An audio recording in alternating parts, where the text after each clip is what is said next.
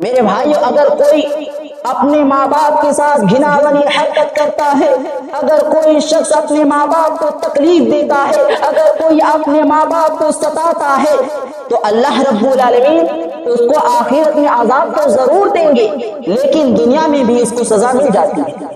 ثبوت کے طور پر میں آپ حضرات کے سامنے ایک واقعہ بیان کرتا ہوں۔ یہ واقعہ پاکستان میں پیش آیا۔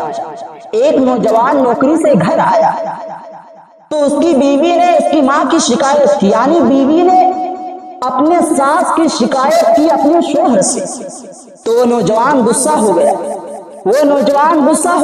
اور غصہ کی حالت میں ماں کو مارنے کے لیے گیا۔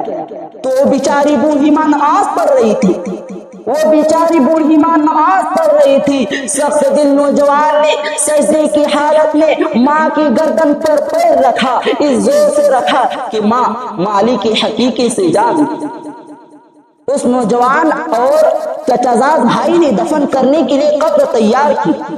پھر قبر میں وہ نوجوان اور چچا زاد بھائی قبر میں اترے تو چچا زاد بھائی تو قبر سے صحیح سلامت نکل گیا، لیکن وہ نوجوان باہر نہیں نکل پایا۔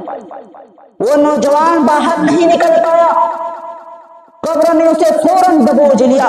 نوجوان دہشت اور ڈر کی وجہ سے چلانے لگا۔ لوگوں نے اس نوجوان کو قبر سے باہر نکالنے کے لیے ہزاروں کوشش کی، لیکن وہ ناکام رہ گئے۔ وہ قبر سے باہر نہیں نکال پائے۔ بہت سارے لوگوں نے اس نوجوان کے لیے دعا کی، لیکن کسی کی دعا بھی قبول نہیں ہوئی۔ آخرکار نوجوان تڑپ تڑپ کر مر گیا۔ قبر کے اندر ہی تڑپ کر مر گیا۔ مجبوراً لوگوں نے اس نوجوان کے اوپر مٹی ڈال دی۔